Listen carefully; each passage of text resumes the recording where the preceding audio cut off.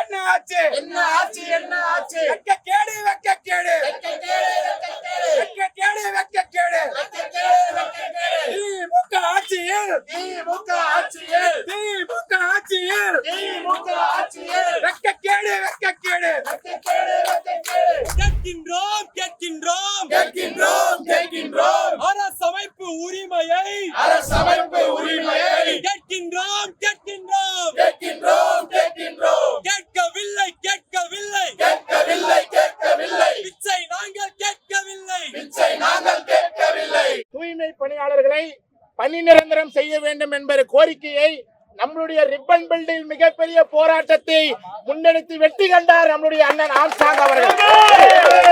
அந்த நோக்கத்தில் இன்று 7வது நாளாக மதிப்பிற்குரிய உழைப்பாளர் சங்க ஒருங்கிணைப்பாளர் பாரதி தோழர் அவர்கள் ஒருங்கிணைப்பில் இந்த 7வது நாளாக இந்த நிகழ்ச்சியை வெற்றிகரமாக நடைபெறுகிறது என்றால் அது பெரிய சாத்தியமே இல்லை. நேற்று போய் KN நேரு அவர்களை பார்த்தாங்க. நம்மளுடைய முதற்கட்ட பேச்சு ஒரு சூழலை நோக்கி நகர்ந்தது. இன்னைக்கு 2ஆம் கட்ட பேச்சுவார்த்தை நடக்கிறதா சொல்லியிருக்கிறாங்க. நாம கவனிப்போம். ஆனால் இந்த மழையிலும் இந்த வெயிலிலும் பாராமல் நம்மளுடைய போராட்டத்தை முன்னெடுத்திருக்கிற நம்முடைய தாய்மார்கள் தான் இங்கே முக்கியம்.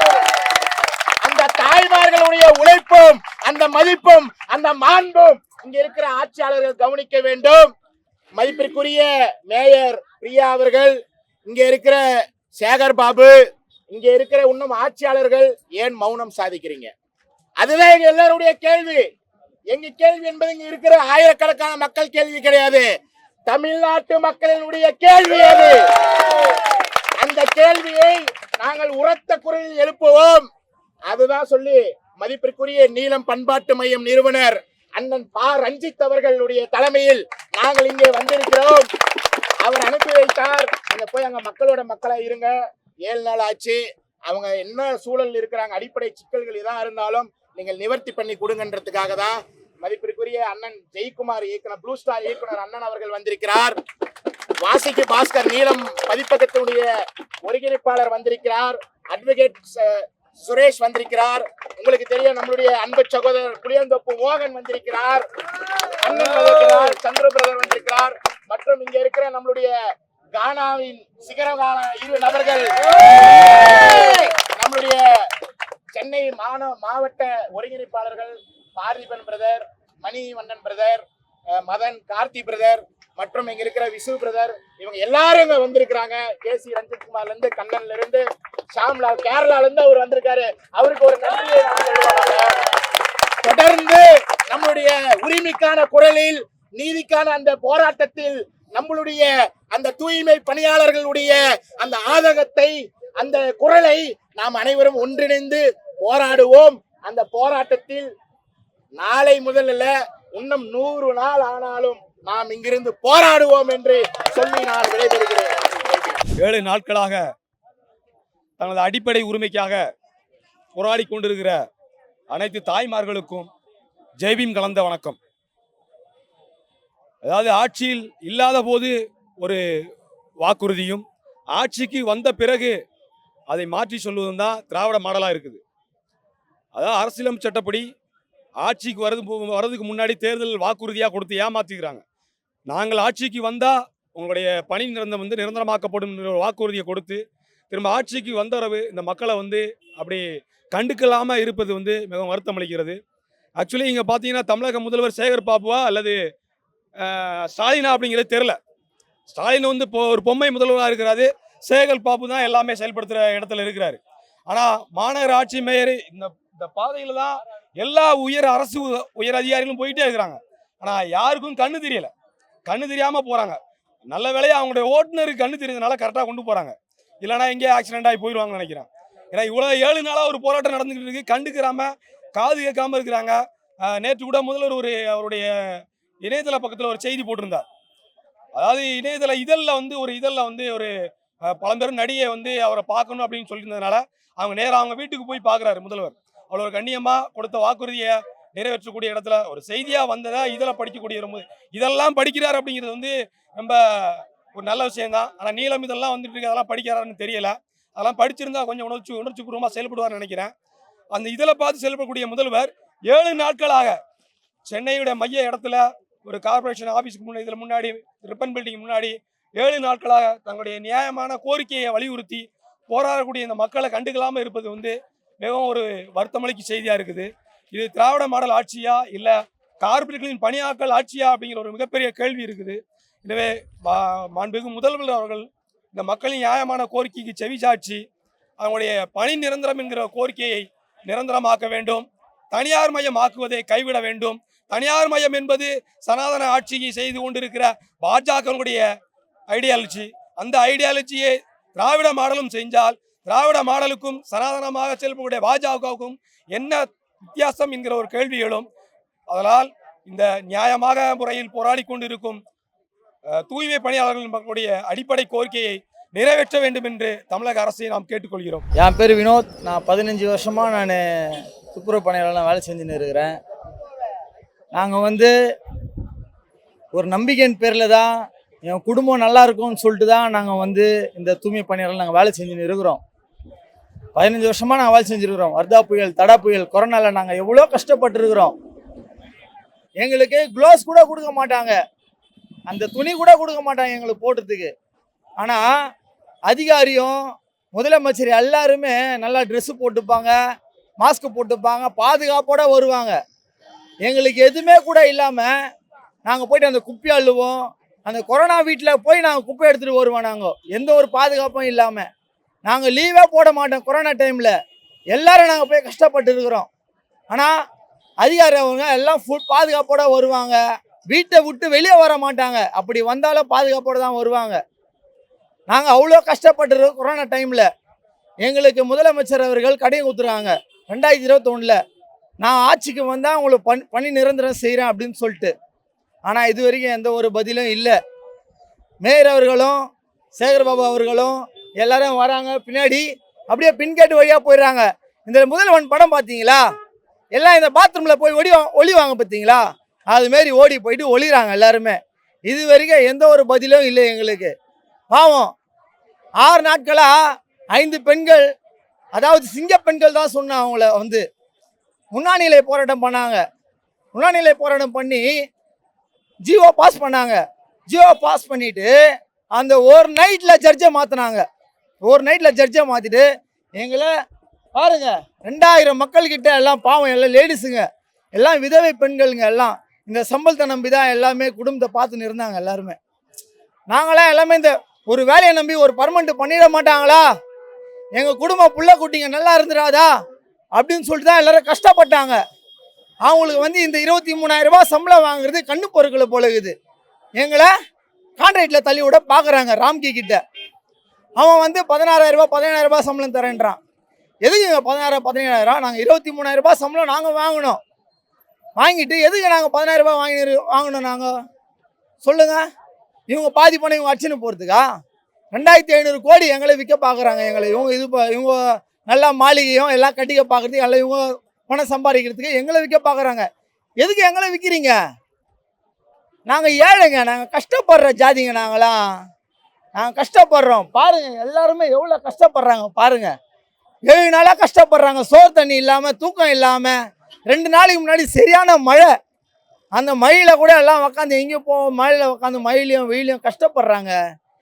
எங்கள் வயிற்றுல எடுத்து கொட்டிக்காதீங்க. நாங்கள் பாவம், எங்கள் பாவம், எங்களோட பாவம் உங்களுக்கு தெரியலையா? எவ்வளோ மீடியா, எவ்வளோ பத்திரிகைகள் நீங்கள் பார்க்குறீங்க? முதலமைச்சர் உங்களுக்கு தெரியலையா? உங்களுக்கு இன்னைக்கு கருணாநிதி அவர்களுக்கு இன்னைக்கு நினைவு நாள். எல்லாருமே அங்கே தான் இருக்கிறீங்க. யாருன்னா ஒருத்தர் வந்து எட்டி பார்க்குறீங்களா? இங்கே எவ்வளோ பேர் போயிருக்கிறீங்க? அங்கே வந்து எல்லாம் மலை வேலையை வச்சுருக்கீங்க அவரோட சமாதிக்கு. நீங்கள் வந்து ஒரு அமைச்சராச்சும் யாருன்னா வந்து நேரில் வந்து பார்க்குறீங்களா? ஓட்டு வாங்கும் போது மட்டும் எல்லாரும் வந்து வீடு வீடாக வந்து ஓட்டு கேட்குறீங்க. இங்கே 2000 3000 மக்கள் லேடிஸுங்க எல்லாருமே வந்து இங்கே சோறு தண்ணியில் உக்காந்துக்கிறாங்க. ஒரு அதிகாரி வந்து பார்க்குறீங்களா? இங்கே எவ்வளோ நேரம் அவங்களை வந்து பார்க்குறதுக்கு, எங்களை பதில் சொல்கிறதுக்கு? தோ சொல்லின்னு போகிறீங்க. ஆட்சி நெருங்க போகுது, எல்லாரும் ஓடி வர போகிறீங்க ஓட்டு கேட்குறதுக்கு. எங்கள் மேலே உங்களுக்கு அக்கறையே இல்லையா உங்களுக்கு? உங்களை நம்பி தானே நாங்கள் இருக்கிறோம். நீங்கள் எங்களை இப்படி நீங்கள் சித்திரவதை பண்ணுறீங்க.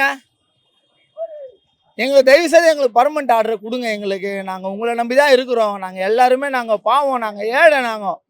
எங்களுக்கு எங்கள் குழந்தை குட்டிங்க எங்களுக்கு ஒரு நல்ல நிலைமைக்கு வந்துடக்கூடாதான்னு சொல்லிட்டு தான் நாங்கள் எல்லாமே போராடின்னு இருக்கிறோம். நாங்கள் எங்களுக்கு ஒரு நல்ல வழி காமிங்க. இதே தான் உதயநிதி ஸ்டாலின் அவர்கள் ஒரு படம் ஒன்று எடுத்திருப்பார், மனிதன் படம் தானே. அந்த ஏழைய மக்களுக்கு அவ்வளோ ஒரு போராடி இருப்பார். படத்தில் தானா நிஜ வாழ்க்கையை தானே படமாக எடுத்து காமிக்கிறது. உங்களுக்கு தெரியாதா? உங்களுக்கு உதயநிதி ஸ்டாலின் அவர்களுக்கு உங்களுக்கு தெரியாதா? உங்களுக்கு எங்கள் ஏழையோட வைத்தியத்தில் உங்களுக்கு தெரியாதா? எங்களோட கண்ணீர் உங்களுக்கு தெரியலையா? எவ்வளோ லேடிஸ்லாம் எவ்வளோ அழுகுறாங்க, பாவங்க. வீட்டு வாடகை கட்ட முடியல. இப்போ நான் வீட்டு வாடகையில் இருக்கிறேன். நான் 7,000 ரூபாய் 8,000 ரூபாய் வீட்டு வாடகை கட்டணும். ஹவுஸ் ஓனர் கேட்குறாங்க, என்ன வீட்டு வாடகை எங்கப்பா டேட் ஆயிடுச்சு அப்படின்னு சொல்லிட்டு. இன்னும் சம்பளம் வரல. போன மாதம் செஞ்ச வேலையை இன்னும் சம்பளம் வரல எங்களுக்கு. வீட்டு வாடகை கேட்குறாங்க. குழந்தை இருக்குது, குழந்தைய பார்க்கணும். நாங்கள் வீட்டில் சோறு தண்ணி எதுவுமே செய்யலைங்க. கையில் காசு இல்லாது எங்களுக்கு. அந்த சம்பளம் வந்தால் தாங்க எங்களுக்கு காசு. வீட்டில் சோறு தண்ணி ஒரு வேலை அடுப்பு வருதுன்னா இந்த சம்பளத்தை நம்பி தான் நாங்கள் இருக்கிறோம். நாங்கள் இது வரைக்கும் எதுவுமே இல்லை. நாங்கள் வாழ்வாதாரம் குழந்தை புட்டில் குட்டி எல்லாருமே வீட்டில் விட்டு வந்துக்கிறோம். வீட்டு வாடகை கட்ட முடியல. எங்களுக்கு எதனா ஒரு நல்லதனம் செய்யுங்க. எங்களுக்கு ஒரு நல்ல பதிலாக வந்து சொல்லுங்கள் முதலமைச்சர் அவர்களே. உங்களுக்கு காதுக்கு எட்டுக்கிறதா எட்டுலையான்னு தெரில. இந்த சேகர்பாபு அவர்களும் இந்த மேயர் அவர்களும் இவங்களாம் வந்து உங்கள்கிட்ட சொல்கிறாங்களா இல்லை உங்களுக்கு தெரியுதா இல்லையான்னு தெரில. எல்லா மீடியாவும் பார்ப்பீங்க நீங்கள். தயவு செய்து உங்களை கெஞ்சி விரும்பி கேட்டுக்கிறேன், எங்களுக்கு பணி நிரந்தரம் பண்ணுங்க. எங்களுக்கு நல்ல வாழ்வாதாரத்தை கொடுங்க. உங்களுக்கு அதுதான் நல்ல புண்ணியம். உங்களுக்கு பாவத்தை மட்டும் சேர்த்துக்காதீங்க, புண்ணியத்தை சேர்த்துங்க. அதாவது காமராஜர் அவர்களும் இருந்திருக்காங்க, அண்ணா அவர்கள் இருந்திருக்காங்க, எம்ஜிஆர் அவர்கள் இருந்திருக்காங்க. அவங்களே எவ்வளோ கண்ணியமாக எங்களை தமிழர்கள் எவ்வளோ அழகான கண்ணியமாக எங்களை பாதுகாத்து இது பண்ணிட்டு போனாங்க. அவங்க இன்னமும் சாவலை, இன்னமும் வாழ்ந்துட்டு தான் இருக்காங்க. அது மாதிரி நீங்களும் இருங்க. எங்கள் சாபத்தை மட்டும் எடுத்துன்னு போயிடாதீங்க. நல்ல தனம் பண்ணுங்க. எங்களுக்கு நல்ல வாழ்வாதாரத்தை கொடுங்க. எங்களுக்கு இன்றைக்கு 7வது நாளாக வந்து தொடர்ந்து அந்த தூய்மை பணியாளர்கள் வந்து பணி நிரந்தரம் வேண்டி போராடிட்டு இருக்காங்க. நமக்கு எல்லோருக்கும் தெரியும். அம்மா இப்போது அப்பான்னு ஒருத்தர் சொல்லிட்டு இருக்காருல்ல, தெரியுமில்ல உங்களுக்கு? யார் சொல்கிறது தெரியுமா உங்களுக்கு? உங்களுக்கெல்லாம் அப்பான்னு ஒருத்தர் சொல்லிட்டு இருக்காரு. யாரு சொல்லுங்க? முதலமைச்சர். இப்போ அப்பான்னு சொல்லிட்டு இவர் முதலமைச்சராக இருந்துட்டு இருக்காரு. இப்போ எங்கள் வீட்டில் எங்கள் அப்பா இருக்காருனாக்கா, நான் ஒரு +2 படிக்கிறேன்னு வச்சுக்கோங்க. என்ன சொல்லுவார்? அப்பா நீ நல்லா படித்து முடிச்சுட்டு உடனே நீ காலேஜுக்கு போகிற. காலேஜ் போனால் நான் என்ன பண்ணுறேன், உனக்கு ஃபோன் வாங்கி தரேன், பைக் வாங்கி தரேன் அப்படின்னு சொல்லுவார் எங்கள் அப்பா. சரி நான் படித்து முடிச்சுட்டு நான் போய் எங்கள் அப்பா கிட்ட கேட்குறேன். என்ன சொல்லுவார் எங்கள் அப்பா? புள்ள முடிச்சிட்டான், சரி அவனுக்கு தகுந்ததை நான் வாங்கி கொடுக்கணும்னு நான் சொல்லுவேன். இல்லை நான் வாங்கி கொடுப்பாரு. எங்கள் அப்பா என்ன பண்ணுவார்? எனக்கு வாங்கி கொடுப்பாரு. எங்கள் அப்பா வாங்கி கொடுக்கல, நான் என்ன சொல்லுவேன்? நான் சொல்லுமா, நான் வாங்கி கொடுக்கல என்ன சொல்லுவேன்? படிக்க மாட்டல, நீ அப்பா இல்லை, நீ யாரு, நீ சப்பன்னு சொல்லுவேன். புரியுதா? அந்த மாதிரி இன்றைக்கு இந்த சமூகத்தில் தெருவில் நின்றுக்கிட்டு அந்த கொரோனா காலம் முதல் இன்னைக்கு வந்து ரோட்டில் நின்றுக்கிட்டு இந்த மக்களுக்காக மருத்துவர்களை தாண்டியும் இந்த மக்களுக்காக களப்பணி செய்தவர்கள் இந்த தூய்மை பணியாளர்கள். இவங்களுக்கு வந்து இந்த திராவிட மாடல் என்று சொல்லக்கூடிய இந்த ஆட்சியில் இருக்கக்கூடிய முதல்வர் வந்து ஒரு வாக்குறுதியை கொடுத்தாரு. என்ன வாக்குறுதி கொடுத்தாரு? 2021 ஒரு வாக்குறுதி கொடுத்தாரு. என்ன சொன்னாருனாக்கா, நாங்கள் இந்த ஆட்சிக்கு வந்தாக்கா இந்த தூய்மை பணியாளர்களை முதல் கையெழுத்தா பணி நிரந்தரம் பண்ணுவோன்னு சொல்லி ஒரு வாக்குறுதி கொடுத்தாரு. ஆனால் இன்னைக்கு வரையும் செஞ்சாரா? செய்யலை. இன்னைக்கு வரையும் செய்யவே இல்லை. அப்போ இந்த திராவிட மாடல் ஆட்சின்னு சொல்லிக்கிட்டு, சமூக நீதி ஆட்சின்னு சொல்லிக்கிட்டு இந்த திராவிட மாடல் ஆட்சியில் இந்த மக்களுக்கான அந்த வாக்குறுதி என்பது என்னவா இருக்கு? இங்க பொய்த்து போயிருக்கு. பொய்யான வாக்குறுதி. நான் எல்லோருக்கும் அப்பான்னு சொல்றாரு. நீ அப்பாவா இருந்தா என்ன பண்ணணும்? தன்னுடைய பிள்ளைகளுக்கு சொன்ன அந்த வாக்குறுதியை காப்பாத்திருக்கணும். செஞ்சீங்களா? செய்தார்களா இல்லையா? எல்லார்கிட்ட கேட்பாரு. செய்தார் போன ஆட்சியில எல்லாம் கேட்டாரு. எல்லார்கிட்டும் போய் கேட்டாரு. யாரு கேட்டது? ஸ்டாலின் ஐயா போய் கேட்டாரு. என்ன கேட்டாரு? நீங்கள் செய்தீர்களான்னு கேட்டாரு. ஏன்பா நீ இந்த வாக்குறுதியை கொடுத்தியே, 2021 ஒரு வாக்குறுதியை கொடுத்தியே, இந்த தூய்மை பணியாளர்களுக்கு நான் ஆட்சிக்கு வந்த உடனே முதல் கையெழுத்தா என்ன போட போறேன்? உங்களை துப்புரவு பணியாளர்களுக்கு பணி நிரந்தர ஆணை, இந்த கையெழுத்தை நான் போட போறேன் அப்படின்னு சொன்னாரு. செஞ்சாரா? செய்யல. இன்னைக்கு வரையும் என்ன சொல்றாரு? நான் தான் அப்பான்னு சொல்றாரு.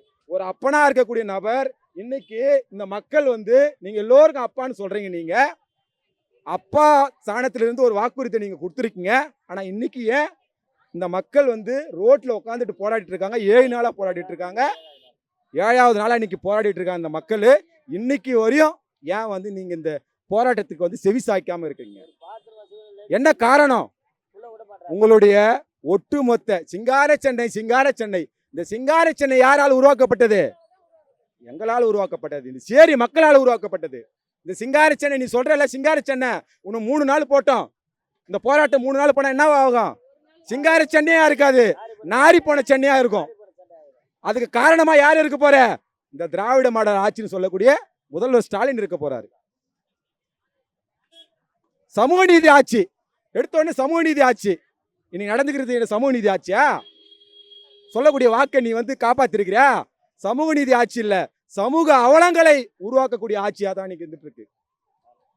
திராவிட மாடல் ஆட்சியா இல்ல, பொய்களை பேசக்கூடிய ஆட்சியா இருந்துட்டு இருக்கு. இதுக்கான காரணம் யாரு? தன்னை அப்பான்னு சொல்லி கொடுக்கிற முதல்வர். இந்த நாட்டுல ஒரு முதல்வர் என்பவர், ஆட்சி ஆளக்கூடிய நபர்கள் யாரா இருக்கணும், எப்படி இருக்கணும் அப்படின்னு பாத்தீங்கன்னாக்கா, கடைக்கோடியில இன்னைக்கு நீங்க எலெக்ஷன்ல நிக்கிறப்போ டாடா பிர்லாவோ இல்ல மேல் ஓட்டுல பெரிய பெரிய பணக்காரர்களோ எவனோ வந்து கியூல நின்று ஓட்டு போடல. யார் ஓட்டு போட்டது? இந்த சேரி மக்கள் ஓட்டு போட்டாங்க. இந்த சேரி மக்கள் வரிசையில் நின்று ஓட்டு போட்டு இன்னைக்கு ஒட்டுமொத்த சென்னை மாநகரத்தை ஆளக்கூடிய ஒரு மிகப்பெரிய பொறுப்பு கொண்டு அமர்த்திருக்காங்க. அதுக்கு காரணம் யாரு? ஓட்டு போட்ட இந்த மக்கள். இந்த மக்களுக்கான தீர்வை நீங்க என்ன கொடுக்க போறீங்க? அதுதான் நம்ம முன்னாடி நடு ரோட்ல உட்கார வச்சு, பிளாட்ஃபார்ம்ல உட்கார வச்சு, சோறு தண்ணி இல்லாம இன்னைக்கு மிகப்பெரிய ஒரு அவலத்தை ஏற்படுத்திட்டு இருக்காங்க. பெரியார் பிறந்த மண்ணுன்னு சொல்றீங்க, திராவிட மாடல் ஆட்சின்னு சொல்றீங்க, சமூக நீதி ஆட்சின்னு சொல்றீங்க. ஆனா இந்த விளிம்பு நிலை மக்களுடைய இன்றைக்கு இந்த நாட்டை சுத்தம் செய்து இந்த நாடு வந்து இன்னைக்கு தூய்மையா இருக்குன்னா அதுக்கு மிக முக்கிய காரணம் யாரு? இந்த மக்கள். இந்த மக்களை வந்து நீங்க நடு ரோட்ல விட்டுருக்கீங்கனாக்கா அப்புறம் நீங்க யாருக்காக ஆட்சி செய்றீங்க? யாருக்காக ஆட்சி செஞ்சுட்டு இருக்கீங்க? விளிம்பு நிலை மக்களுடைய வழிகளை புரிந்துகிட்டு யார் ஆட்சி செய்யறாங்களோ அவங்க தான் ஒரு உண்மையான முதல்வராக இருக்க முடியும், இந்த மக்களுக்கான முதல்வராக இருக்க முடியும். அதை விட்டுட்டு நீங்க கார்பரேட் நிறுவனங்களுக்கு, முதலாளிகளுக்கு நான் கேட்கிறேன், இன்னைக்கு வந்திருக்கல்ல தனியார் துறைக்கு, உங்களுடைய கான்ட்ராக்ட் தனியார் துறைக்கு, சாரிமா கான்ட்ராக்ட் தனியார் துறைக்கு வரும்னு சொல்றாங்கல்ல, அப்ப அந்த கான்ட்ராக்ட் தனியார் துறைக்கு வரக்கூடிய ஆளு யாரு? எந்த ஊரை சார்ந்தவர்? ஆந்திரா. ஆந்திராவில் இருக்கிறவருக்கும் இதுக்கு என்ன சம்பந்தம் இருக்கு? இது யாருடைய தூண்டுதல் பேர்ல நடந்துட்டு இருக்கு? மேயர் பிரியாவுக்கு தெரியாதா? மேயர் ஆட்டி வைக்கக்கூடிய அந்த சேகர் பாபுக்கு தெரியாதா? அமைச்சர் சேகர் பாபுக்கு தெரியாதா? அவர் தான் இதுக்கு மிக முக்கிய காரணமா இருந்திருக்காரு. ஆந்திராவில் இருக்கக்கூடிய நபருக்கு ஒரு கான்ட்ராக்டை கொடுத்து அங்க இருக்கக்கூடிய ஆட்களை நீங்க கார்பரேட் நிறுவனத்தை கொண்டு வந்து இங்க இறக்கி இந்த ஏழை எளிய மக்களை வந்து நீங்க வஞ்சிட்டு இருக்கீங்க. எவ்வளவு பெரிய அயோக்கியத்தனம் இது! அடுத்த எலெக்ஷன் தாய்மார்களுடைய கூக்குரலா இருக்குது இது. அடுத்த எலெக்ஷன் இங்க வராதீங்க, ஓட்டு கேட்க வராதீங்க, எங்க கிட்ட வராதீங்க. அடுத்த முறை நீங்க ஆந்திரால போய் ஓட்டு கேளுங்க. மக்களின் நியாயமான கோரிக்கை. இந்த கோரிக்கைக்கு ஏன் இந்த அரசாங்கம் செவி சாய்க்காம இருக்குது? ஒரு பிராமணர் வீட்டுல பால் வந்து கெட்டு போச்சுனாக்கா அங்க இருக்கிற அமைச்சர் வெளியே வேலை செய்யறான், அமைச்சர் வெளியே போய் வேலை செய்யறாங்க. ஆனா இன்னைக்கு இந்த மக்கள், இந்த தூய்மை பணியாளர்கள், நீங்க போட்ட அந்த ஒட்டுமொத்த அசுத்தையும் வேலை செய்யக்கூடிய மக்கள் வந்து நீ ரோட்ல இறங்கி போராடிட்டு இருக்காங்க. 7 நாளா போராடிட்டு இருக்காங்க. நீங்க அரசு சார்பில் யாராவது ஒருத்தர் வந்து பேசுறீங்களா? இந்த மக்களுடைய கண்ணீரை வந்து யாராவது தொடச்சிருக்கீங்களா? எவ்வளவு பெரிய ஒரு கேவலம்! உங்களுக்கு போதாதா? நீங்க பண்ற ஊழல் போதாதா? சாதாரண இந்த ஏழை எளிய மக்களுடைய இன்னைக்கு அன்றாட கூலி வேலைக்கு போனாதான் நமக்கு சாப்பாடுன்னு சொல்லக்கூடிய இந்த மக்களுடைய அப்பாவி மக்களுடைய வயிற்றில் அளிக்கிறீங்களே, இதனுடைய விளைவு 2026ல நீங்க மிகப்பெரிய ஒரு விளைவை சந்திப்பீங்க. மிகப்பெரிய விளைவை சந்திப்பீங்க. இந்த மக்களுடைய இந்த அவலம் என்பது உங்களை சும்மா விடாது. இந்த மக்களுடைய இந்த கண்ணீர் என்பது உங்களை நாளைக்கு ஆளக்கூடிய இந்த ஆட்சியை வந்து அகற்றக்கூடிய வேலையை மிக தீவிரமாக செய்யும். ஆகவே முதல்வர் அவர்கள், தமிழக முதல்வர் அவர்கள்,